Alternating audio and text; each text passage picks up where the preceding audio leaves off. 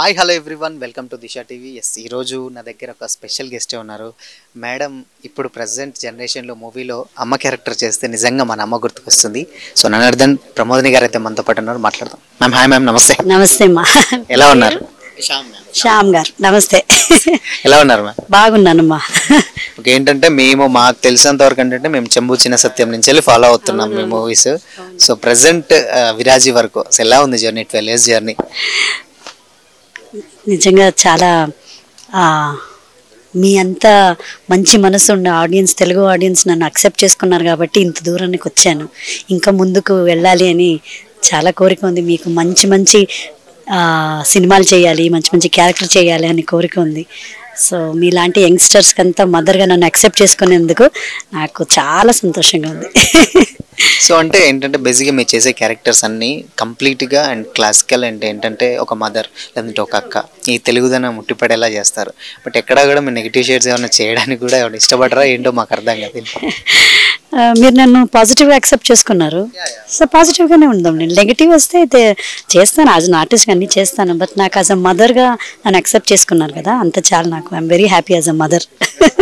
Mother రోల్సే చేస్తాను.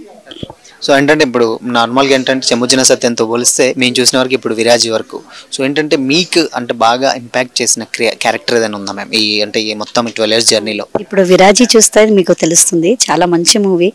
నా కెరియర్లోనే the first mother sentiment movie అని చెప్పొచ్చు విరాజీ. చాలా ఇంపార్టెంట్ అండ్ లెంతీ క్యారెక్టర్, చాలా బాగా వచ్చింది మూవీ.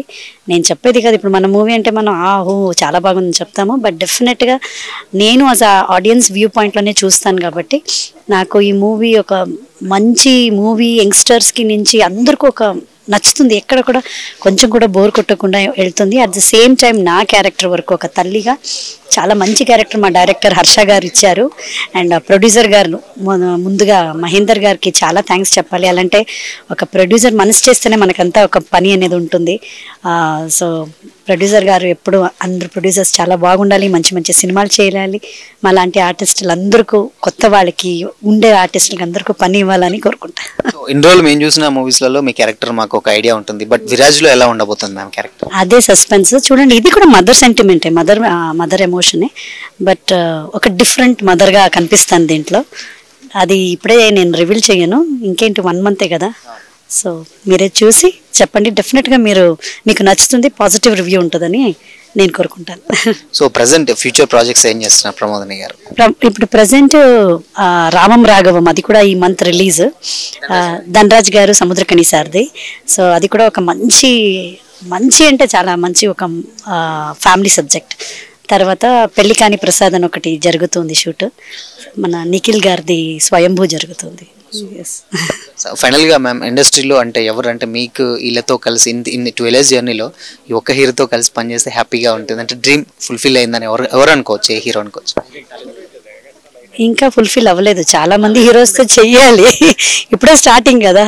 సో చిన్నపిల్లలు ఎలా ఒక్కొక్కటైనా అలా నాయన ఒక న్యూ మదర్, ఇప్పుడిప్పుడే వస్తున్నాను.